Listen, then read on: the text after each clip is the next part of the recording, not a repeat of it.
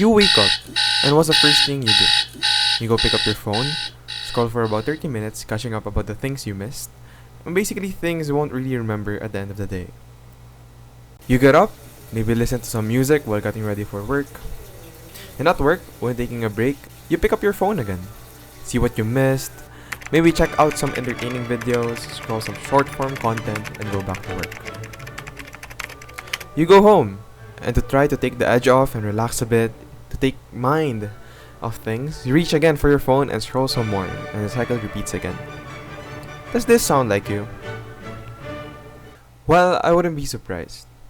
It's no secret to say that people nowadays are as connected as they can be, and technology has never been so accessible.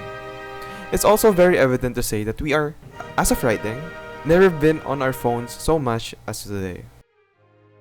I just wonder, and I try to think hard back to those days when cell phones weren't so connected, and it wasn't such a way of life for all of us, and it was so much easier. But Zach I mean, Morris I get it. never had these problems. Well, why wouldn't you use your phone? If I had ease of access to a variety of information at the tips of my fingertips, then it's a no-brainer. Technology has gifted us convenience for almost everything. If you have a problem, good chances are there's already an app designed to solve your problem. Bored? We have music, Netflix, Spotify, TV shows, movies, and news. Lonely? We have lots and lots of online communities. Discord, Facebook, and even dating apps. Hungry? Food delivery apps are there. Need to buy something? Online marketplaces and online commerce has never been so easy. Technology has simplified and made everything so convenient. But why of all times does everything seem so dull and lifeless? In the world that gives you everything, why does it make you feel like nothing? These conveniences has robbed us of something we need as human beings for us to function in our daily lives, and something that the world needs more than ever before. In our world today, you don't even have to go outside. If you're hungry, you just order online. If you need something, you just order it online too. And if you are ever lonely, you just play games, or binge watch a new series, or doom scroll till you're feeling sleepy and repeat the cycle again. But with social media, with access to everyone, with access to people all over the globe, why in our time do we feel the most lonely? In an article published by Harvard's Graduate School of Education, in America, a loneliness epidemic has ensued. And the leading cause? Well, you've guessed it, technology. You know, it's a baffling observation that in the 21st century, where we have this technology, we're surrounded by conveniences all around us.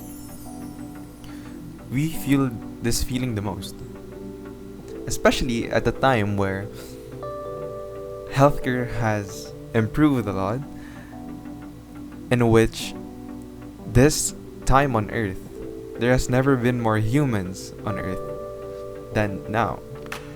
But despite all of this is the times where loneliness has been so prominent in our society. And I could think of some reasons on why this must be the case. Reason one would be the connection that these apps, these social platforms, that these connections that they offer us, they don't really replace the connections we have organically. They may help, but they're not really a replacement, a 100% replacement. There's a certain kind of feeling that you get when you interact with friends and family face to face, as opposed to just clicking send or sending them reels or viewing their stories. I think there's a humanizing aspect that's missing when it's all put up in social media. And I think that's the case for a majority of these apps. These apps, they tend to simplify the lives of these people. Social media, especially. For example, in Instagram, all we see are pictures of people that are happy, having fun with their friends, their families, achieving their dreams. But aside from that, we won't really know these people from the inside on what they did, on who they are as a person. All we see are pixels and the narrative that's being painted by the social media posts that they have uploaded. So it's dangerously dehumanizing the human interaction. It's simplifying the human interaction. It's trying to give us a false sense of community. That's why we never feel so fulfilled. That's why it feels so empty. Because at the surface, it's like junk food. It's making you feel full, but it's not healthy. Aside from social media, we have, for example, Twitch or YouTube gameplay videos. And these videos do well, apart from people being interested at the game, but they also offer a sense of belonging, especially with the one playing. It feels like you're playing with friends, you're having a laugh with them, and you're relating with them. And it's something that these videos offer. And another phenomenon that has happened, especially in Twitch, is when people become so involved with these personalities online, in which they develop something called a parasocial relationship with them, in which they feel like these people are actually their friends, and they become so invested in this artificial digital relationship with this creator. Because these creators, their job is to entertain and to interact with their community, and they do a good job, and it's their living. But it comes to a point in which the people they're entertaining are so involved that they sort of develop this kind of relationship with them. So what exactly is a parasocial relationship, and how does it develop? Well, I think, first off, a parasocial relationship is a symptom of our society today, especially with the mentioned epidemic, the loneliness epidemic. These people are more likely to develop this kind of relationship because of the loneliness they feel. And how does it develop? First and foremost, they have this craving of connection. And so in platforms like Twitch, people donate money so that these creators can read their message or read their name. And so this creates a feedback loop, a positive feedback loop where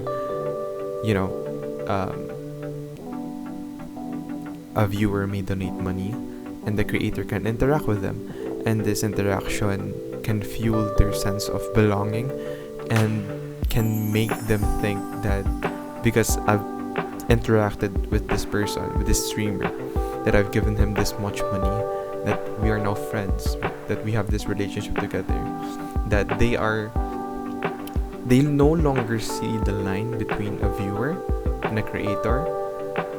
They sort of transform that relationship into feeling close to this person, that it feels like they're their friends, and now that they are friends, they're entitled to the benefits of friendship, that this creator would actually care about them, that they would reciprocate the amount of affection or feeling that they have towards the creator, that they expect this from the creator, to be able to give it back to them.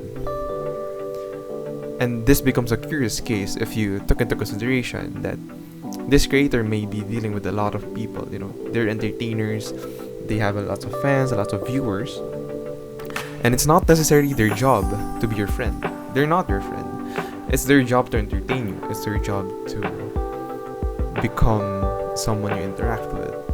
And this has been the case for Twitch, that these people longing, being lonely, develop these kinds of parasocial relationships because of the services that the creators provide in the platform. I think these are cases or symptoms of what society lacks today, or what technology has affected in terms of the human relation. It's that we are craving of a connection with other people, and that technology, as convenient as it may be, it has robbed us of actually having to go to a store and interact with a person that may become our friend. Because it's so easy to avoid human interaction today. As I've mentioned before, it is, the conveniences that technology has offered us. It has eliminated the middleman. It has eliminated the store clerk. It has delivered us to the product themselves. But maybe that's the point. Maybe life wasn't supposed to be so convenient. Maybe those little inconveniences that we experience, maybe they were the point. Maybe they were part of the experience.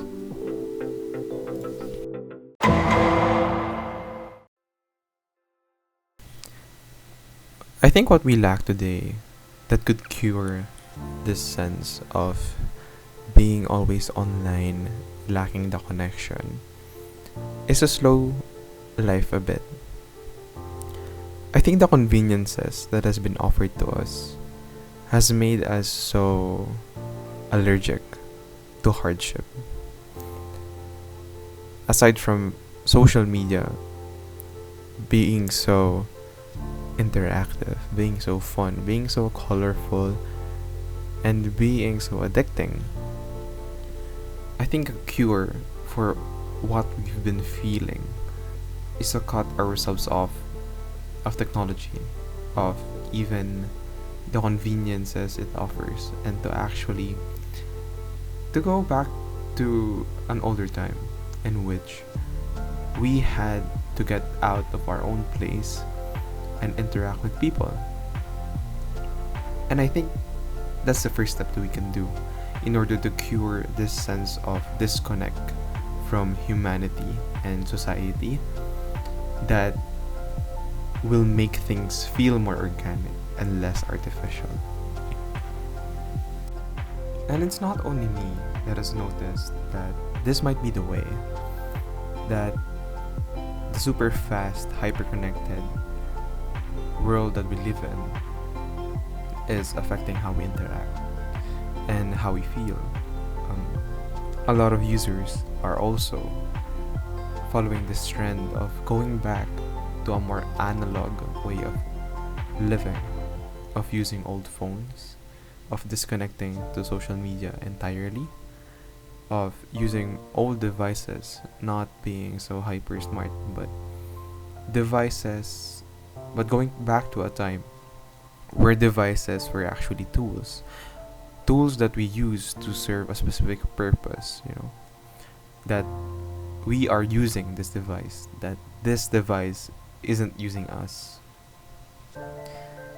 And I think that's a healthy way, and it's a more promising thing to look forward to, in which we recognize what the society we live in is turning into, and take a step back to go back to our roots and to actually solve that feeling inside us, to find stillness within us, not to be bombarded by endless notifications, by wars, by information that is designed to provoke a reaction out of us, to provoke an emotion, but to go back to a simpler time in which the information that we have is within us, is within our environment.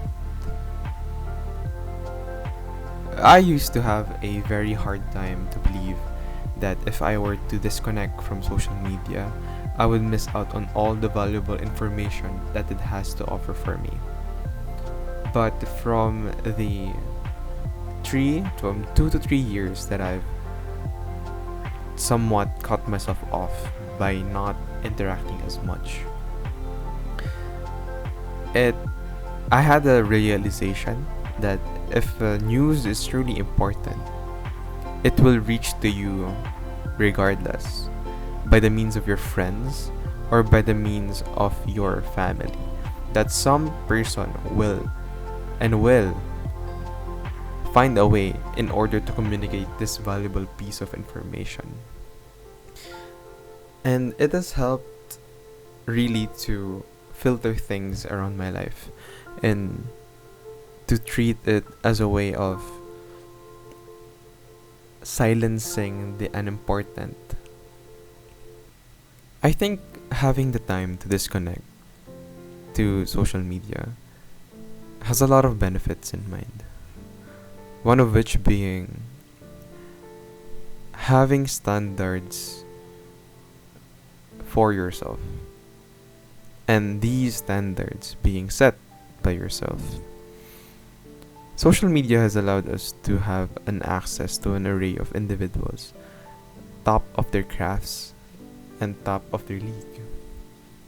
And it creates this sense of unrealistic expectations that we should be this good as this person, we should be as rich as this person.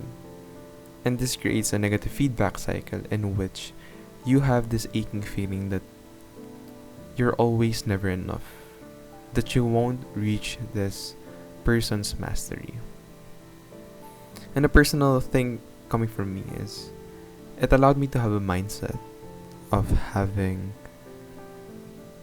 this kind of growth mindset, to take things one step at a time.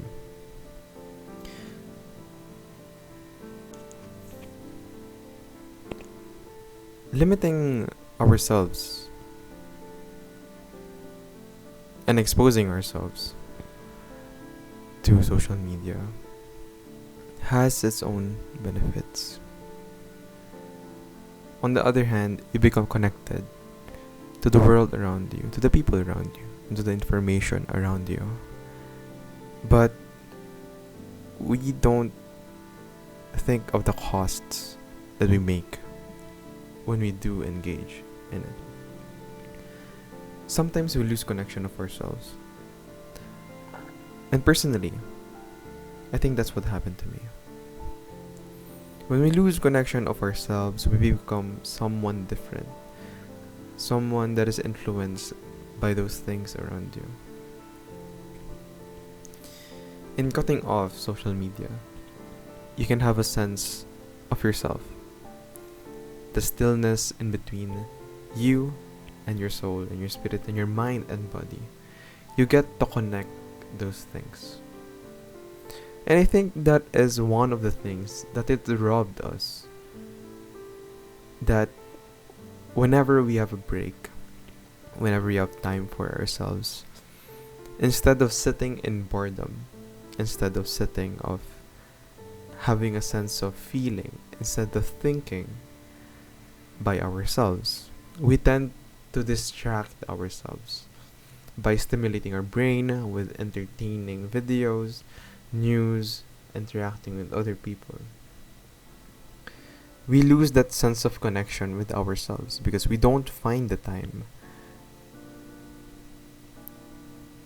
to have a moment of silence. Boredom now is quietly becoming a thing of the past. When was the last time you went to the bathroom without your phone?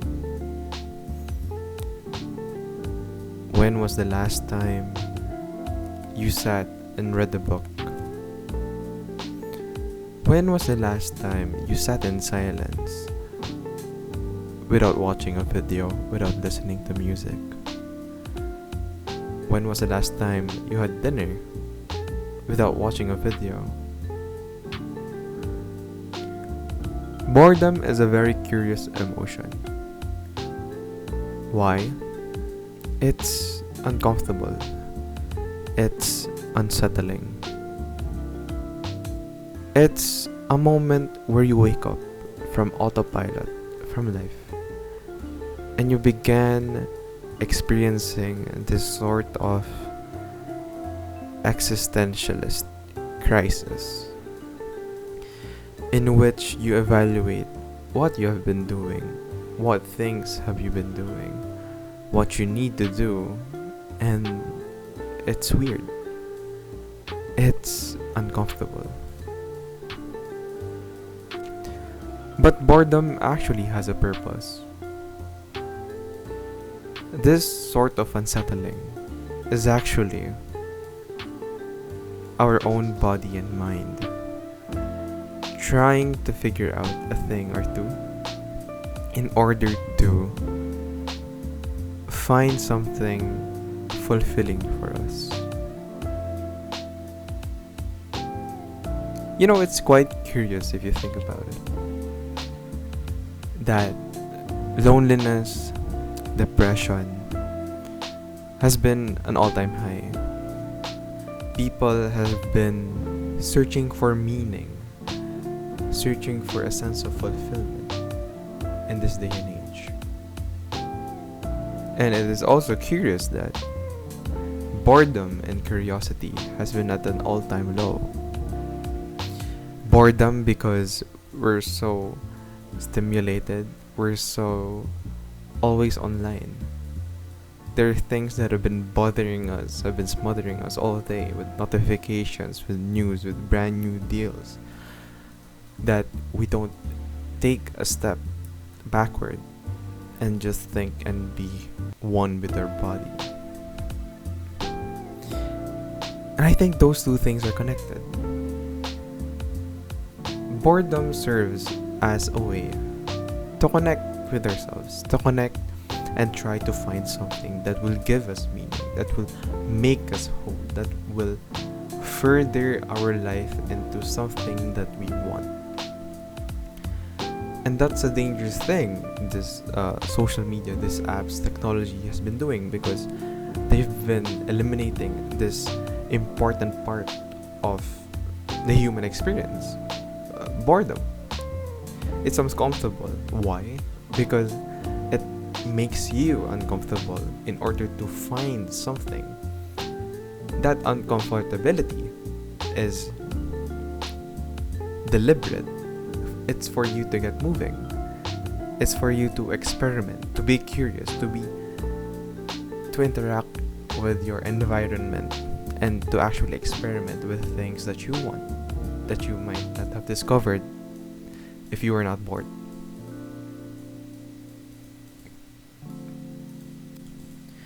As we come to the end of this video essay, I'd like to say that maybe it's time to reevaluate, to turn off autopilot for a moment, to be bored, to think how your life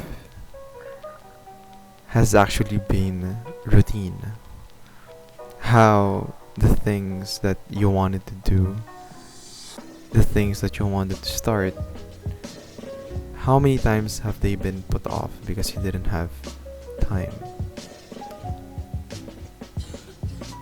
In our society today, I think it's very important to notice how we need to have this sense of self, that we need to have a connection with ourselves. How important it is to actually live in a community that you get to interact with is ever becoming so important today. But it's up to you. It's up to you if you want to feel yourself for a moment. Maybe after watching this video, take 5 minutes of silence and observe yourself. Observe the things you've been thinking, the thoughts, what projects, what kind of life do you want to live. The things that has been taken away by hyperactivity in our world. In a society that wants us to be faster, that wants us to be more connected. Take a time to be connected with yourself. Take a time to reevaluate how you're being formed into something.